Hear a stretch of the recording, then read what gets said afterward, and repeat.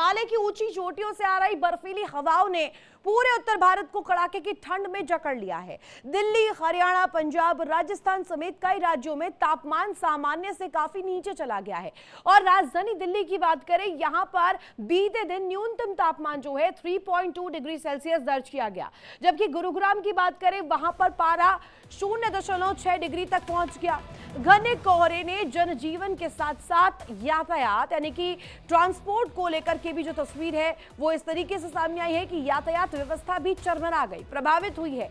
मौसम विभाग की माने तो हिमालय से आ रही सर्द हवाओं और पश्चिमी विक्षोभ की वजह से, वेस्टर्न डिस्टर्बेंसेस की वजह से प्रभाव के कारण मैदानी इलाकों में शीतलहर तेज हो गई। दिल्ली, यूपी और हरियाणा के कई इलाकों में विजिबिलिटी भी 0 से 50 मीटर तक सिमट गई, जिससे सुबह के समय हालात और ज्यादा गंभीर बन गए। उत्तर भारत की बात करें तो कई हिस्सों में कल सीजन की सबसे ज्यादा सर्द दिन को लेकर के जो रिकॉर्ड है वो सामने आया। हिमाचल प्रदेश की बात करते हैं, जहां कोकम सैरी में तापमान 0 से नीचे माइनस तक पहुंच गया है और 10.8 डिग्री सेल्सियस तक यहां पर माइनस में तापमान जो है दर्ज किया गया। अब लद्दाख की बात करते हैं, जहां पर न्यूनतम तापमान जो है -19.5 डिग्री सेल्सियस रिकॉर्ड किया गया। ठंड का सितम इतना है कि भारत के जो गर्म राज्य हैं, जिसमें राजस्थान सबसे पहले बात की जाती है, राजस्थान में भी पारा जो है इस वक्त बेहद क्रूशल बना हुआ है। वहां पर लगातार तापमान जो है वो लुढ़क रहा है। 0.4 डिग्री सेल्सियस इस वक्त तापमान वहां पर बना हुआ है। यूपी की बात करें या पंजाब की बात करें, दिल्ली से सटे ये तमाम जो राज्य हैं, हरियाणा जिसमें आ जाता है, यहाँ पर खास तौर पर ठंड का सितम देखने को मिल रहा है। न्यूनतम तापमान 3.8 डिग्री सेल्सियस यहाँ पर रिकॉर्ड किया गया। पंजाब, हरियाणा और दिल्ली के लिए आज रेड अलर्ट भी जारी किया गया है। अब बात करते हैं बिहार, हिमाचल प्रदेश की, जम्मू कश्मीर की, लद्दाख की, राजस्थान की और उत्तराखंड की, जहां कोहरे को लेकर के मौसम विभाग ने अलर्ट दिया है। मौसम विभाग यहां पर तमाम चीजों को लेकर के जानकारियां दे रहा है, एडवाइजरी भी जारी कर रहा है। मौसम विभाग का कहना है कि 15 जनवरी से एक नया वेस्टर्न डिस्टर्बेंस जो है, पश्चिमी विक्षोभ जो है वो सक्रिय हो सकता है। इसको लेकर के कहीं ना कहीं कदम उठाए जाने चाहिए, जैसे पहाड़ी इलाकों में बर्फबारी और ज्यादा बढ़ेगी और इसका असर मैदानी क्षेत्रों में नजर आएगा, जो कि सर्द हवाओं के जरिए दर्ज किया जाएगा। और इससे कहा जाए तो ठंड का सितम और ज्यादा तेज पड़ सकता है लोगों के लिए। फिलहाल अगले कुछ दिनों तक उत्तर भारत के लिए जो तस्वीर मौसम को लेकर के है वो चुनौतीपूर्ण बनी हुई है। चुनौतीपूर्ण स्थिति जो है वो बनी रहेगी। अब इस लिहाज से सरकार जो है कदम उठाए, इसी पर जान लेते हैं, जानकारी ले लेते हैं अलग अलग शहरों में इस वक्त क्या स्थिति है। ऋषभ हमारे साथ नोएडा से कनेक्ट हुए, हमारे संवाददाता। ऋषभ, तस्वीर क्या है नोएडा की इस वक्त, वहां पर मौसम का प्रकोप कैसा देखने को मिल रहा है?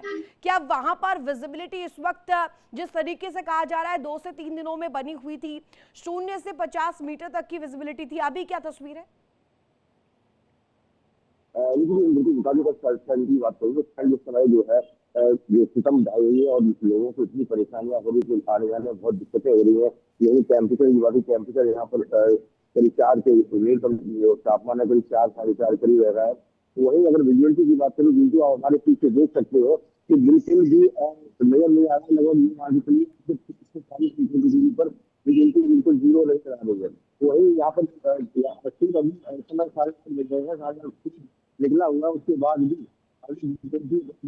बहुत ही कम दिख रही है। साथ ही यहाँ पर जो सर्दी है, सर्दी इतनी जबरदस्त हो रही है कि लोग आने में बहुत दिक्कतें हो रही है, लोग परेशान है। वही लगातार जो यहाँ का ऊंचाई बहुत ही बढ़ चुका है और जिससे लोगों को परेशानियां हो रही है। साथ ही मैं आपको बता दूं, प्रशासन अपने स्तर से लगा हुआ है, लेकिन अगर बात करूं ऊंचाई लेवल की, ऊंचाई लेवल बिल्कुल भी घटने का नाम नहीं ले रहा है। लोग खांसी, जुकाम, बुखार, यहाँ तक कि लोगों को सांस की दिक्कतें बहुत आ रही है। जी ऋषभ, इसके साथ ये भी बताइएगा, क्योंकि नोएडा जो इलाका है वो दिल्ली से भी सटता है, कई जगहों से कनेक्टिविटी नोएडा से बनती है।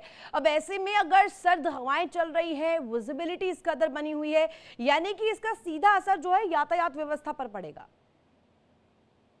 जी बिल्कुल, आप बताइए यातायात व्यवस्था की बात करें, आप देख सकते हैं कि जिस तरह से यहाँ पर अगर सड़क यातायात की बात करें तो सड़कों पर बिल्कुल संसाधन नहीं नजर आ रहा है। लोगों को बहुत ही दिक्कतें हो रही है, कहीं जाम की स्थिति बन रही है। साथ ही अगर रेल यातायात की बात करें, रेल यातायात लगातार गाड़ियां हैं जो या तो रद्द हो रही है या कई कई घंटों लेट हो रही है।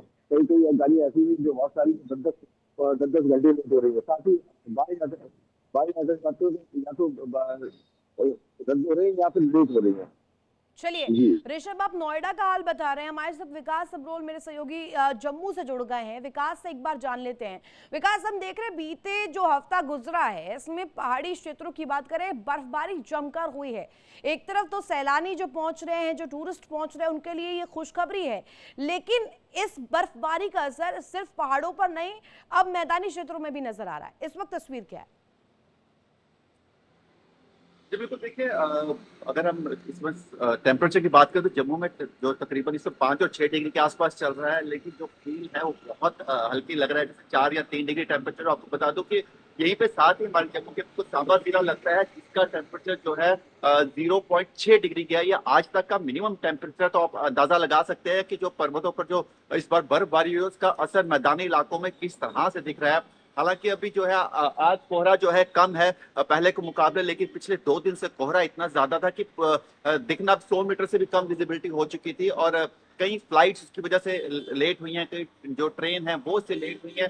तो कहीं ना कहीं उसका असर यातायात पे दिख रहा है, लेकिन आम जनजीवन जो है पूरी तरह से अस्त व्यस्त लग रहा है। फिलहाल आने वाले 4-5 दिनों में, यानी अगर अंदाजा लगाया जाए तो 18-19 से पहले किसी तरह से भी ठंड में कोई राहत मिलने के आसार नहीं लग रहे हैं। हालांकि एक वेस्टर्न डिस्टर्बेंस 20 तारीख के आसपास दिख रही है, जिसके बाद बारिश हो सकती है, उसके बाद मौसम में थोड़ा बदलाव हो सकता है, लेकिन आने वाले 2-3 दिन और भी और अभी विकास, धूप मैं निकलने चाहूंगी की अब कोई जरा ब्रीफिंग संभावना करें, दिख। जो दर्शक देख रहे हैं, जो लोग खास तौर पे मैदानी क्षेत्रों से हमारे साथ कनेक्ट हैं, जो दर्शक वहां से जुड़े हुए हैं, उनको ये इस बात को जानने में क्यूरियोसिटी है कि ये जो वेस्टर्न डिस्टर्बेंस जिसका जिक्र मौसम विभाग भी कर रहा है, इससे असर क्या पड़ने वाला है आने वाले दिनों में? देखिए, वेस्टर्न डिस्टर्बेंस जब क्रिएट होती है तो उसके बाद जो है मौसम में एक चेंज होता है, बारिशें होती हैं, बर्फबारी जो है वो होती है, तो कहीं ना कहीं उससे एक मौसम में हल्का सा बदलाव है। देखिए, अभी ठंड बहुत ज्यादा है और ये ठंड जो है एक शुष्क ठंड है, एक सूखी ठंड है। जब तक बारिश नहीं होगी तब तक जो है इससे बीमारियां फैल सकती हैं, और जब बारिश होने के बाद मौसम में जो है ठंडक की कमी आती है, कोहरा जो है छट जाता है। ऐसे में मौसम खिल जाता है, क्योंकि देखिए बादल अब चढ़े हैं, लेकिन ये बादल वो नहीं है जो बारिश कर सके। ऐसे में कहीं ना कहीं जब वेस्टर्न डिस्टर्बेंस होती है तो बादलों की मूवमेंट के कारण बारिश भी होती है, जिसके कारण मौसम खुल जाता है। ऐसे में कहीं ना कहीं आने वाले दिनों में सर्दी से राहत मिलने के आसार बहुत ज्यादा है मैदानी इलाकों में। और अभी उसी का इंतजार है, एक बार जब 20 तारीख के आसपास अगर बारिशें होती हैं तो ही थोड़ा सा मौसम में बदलाव होगा और लोगों को राहत मिलेगी। लेकिन फिलहाल जो छुट्टियां 10 तारीख तक थी जम्मू में, उनको बढ़ा के 14 तारीख तक कर दिया गया है, क्योंकि ठंड के कारण बच्चों को भी दिक्कतें आ रही हैं, बुजुर्गों को दिक्कत आ रही हैं। लगातार स्वास्थ्य विभाग लगातार लोगों को चेतावनी दे रहा है कि सुबह मौसम देख के विकास, घर से ऐसा बाहर माना निकलें, जाता है जिस तरह से कल अपने क्योंकि को। मकर संक्रांति का पर्व है, और ये अभी तक की जो परंपरागत तौर पर जो तस्वीर अभी तक देखी गई है वो ये देखी जाती है कि शुमार पर रहता है 14 जनवरी तक जो मौसम का प्रकोप है। सर्दी जो है अभी इस वक्त जो है कल तक यानी कि तेज रहेगी। इसके बाद क्या ये उम्मीद जताई जाए कि थोड़ी सी इसमें तस्वीर जो है वो सुधर सकती है, मौसम से थोड़ी सी राहत मिलेगी लोगों को? क्योंकि जो बर्फबारी पहाड़ों पर हो रही है उससे सीधे सीधे सिर्फ पहाड़ों को ही आप ना कनेक्ट करिए, मैदानी क्षेत्रों में भी उसका प्रभाव पड़ रहा है। जी बिल्कुल, देखिए एक मान्यता तो ये है कि जब मकर संक्रांति के बाद जो ठंड है वो आहिस्ता आहिस्ता कम होनी शुरू हो जाती है। लेकिन पिछले कई सालों से हम देख रहे हैं लगातार जो है मौसम में कई बदलाव आ रहे हैं। जहाँ पे एक समय पे जब मुझे याद है आज से 10-12 साल पहले जो ठंड थी वो नवंबर में शुरू हो जाती थी, नवंबर दिसंबर के महीने में ठंड पीक पे होती थी। लेकिन अब जो है मौसम में बदलाव के कारण ठंड जो है दिसंबर के मध्य के बाद शुरू हो रही है, जो जनवरी के एंड तक रहती है। लेकिन कहीं ना कहीं मकर संक्रांति के बाद जो मान्यता है कि मौसम में बदलाव होता है वो सामने सामने अभी लग रहा है कि दिखने को मिलेगा। क्योंकि देखिए जब तक बारिश नहीं होगी तब तक जो है ठंड कम नहीं होगी, कोहरा कम नहीं होगा, लोगों को इस मौसम से निजात नहीं मिलेगी।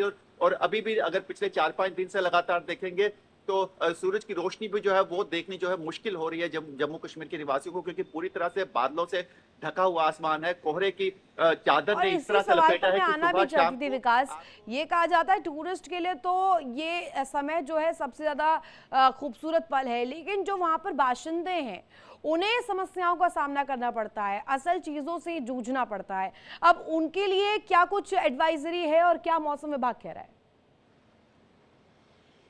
जी बिल्कुल, मौसम विभाग लगातार लोगों से ये कह रहा है कि आप जो है अभी कुछ दिनों तक जो है पूरी तरह से कोशिश कीजिए कि अगर आपको बहुत ज्यादा जरूरी ना हो तो अपने घरों से बाहर ना निकलें, या फिर सुबह शाम के जो है लेट निकलें, और जब भी निकलें तो पूरी तरह से अपने आपको ढक के निकलें। वहीं पे दूसरी तरफ अगर ट्रैफिक विभाग की बात करें तो उनका ये कहना है कि आप जब भी हाईवे पे निकलें तो कहीं ना कहीं एक बार कंट्रोल सेंटर से जो है कंट्रोल रूम से कांटेक्ट करके निकलें, मौसम की जानकारी लेके निकलें।